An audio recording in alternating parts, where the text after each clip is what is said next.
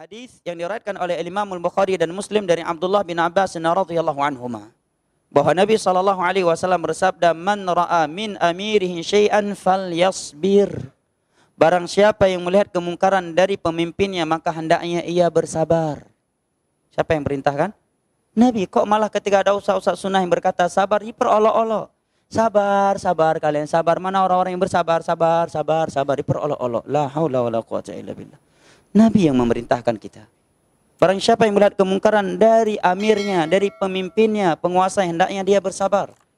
Nabi tidak menyatakan hendaknya dia buat orasi dalam masjid. Hendaknya dia turun ke jalan, bakar ban. Ya.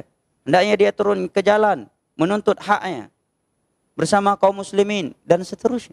Perintah Nabi falyasbir, hendaknya ia bersabar. Nah. Fa innahu man kharaja minas sultani shibran, karena barang siapa yang keluar dari ketaatan kepada seorang pemimpin satu jengkal saja, mata mitatan jahiliyah, maka kematian dia seperti matinya orang-orang jahiliyah tanpa baiat. Bukan maksudnya murtad, tapi disamakan dengan jahiliyah karena orang jahiliyah mereka watak mereka paling tidak mau taat. Watak mereka memang pemberontakan. Dan itu asal sifat manusia. Wa kana al-insanu zaluman jahula. Manusia itu pada dasarnya zalim, jahil. Maka hadis-hadis seperti ini sulit kali diterima. Karena memang dasar manusia sifatnya kata Allah zaluman jahula, suka zalim dan suka jahil. Ya. Sebenarnya kalau dikatakan ingin memberontak, hampir setiap manusia itu ada benih pemberontakan dalam hatinya, ya kan? Punya sifat tidak mau ditindas. Saya kira semua manusia begitu. Dimanapun. Tetapi sekarang kita umat beragama. Kita harus tunduk kepada aturan Allah dan Rasulnya. Tunduk kepada Al-Quran dan hadis dengan pemahaman para ulama salaf. Harus kita patahkan hawa nafsu kita. Wa amma man khafa maqama rabbih wa nahan nafsa 'anil hawa. Dia tahan dirinya dari hawa nafsu. Fa innal jannata hiyal ma'wa. Kita lanjutkan pada pertemuan datang. Karena hadis-hadis ini hampir tidak diketahui oleh manusia. Pada hadis-hadis seperti ini tidak kalah banyaknya daripada hadis riba.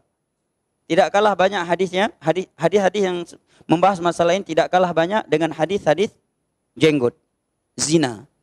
Tapi ini jadi kabur, menjadi asing bagi manusia. Nah, wallahu a'lam bishawab.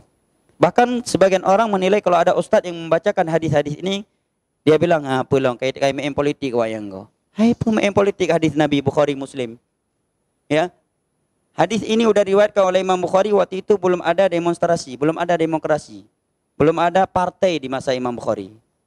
Ya, pesawat juga belum ada. Ya, partai ini partai itu belum ada. Nah, dan ini sudah disampaikan semenjak Nabi masih hidup.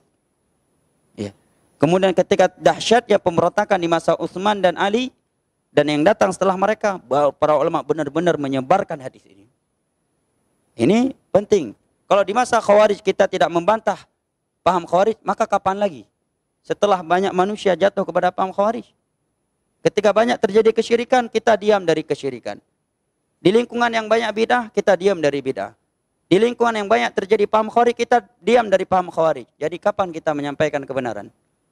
Bahas bahaya bidah di depan orang yang tidak melakukan bidah, apa manfaatnya? Membahas bahaya syirik di hadapan orang yang memang sudah paham bahayanya syirik. Ya. Mantap itu di lingkungan syirik kita terangkan bahayanya syirik. Di hadapan orang yang belum paham apa itu bidah, kita jelaskan apa itu bidah menurut Al-Quran dan hadis dengan ucapan para salaf agar mereka berhenti dari perbuatan bidah. Di saat sedang terjadinya paham Khawarij, takfiri, ya, di saat itu kita gencar menyampaikan ayat-ayat hadis-hadis dan ucapan para salaf dalam hal itu agar menjadi bimbingan dan pedoman buat manusia dan hakim bagi mereka di dalam bersikap dan menilai. Nah, wallahu a'lam bishawab. Subhanakallahumma bihamdik asyhadu an la ilaha illa anta astaghfiruka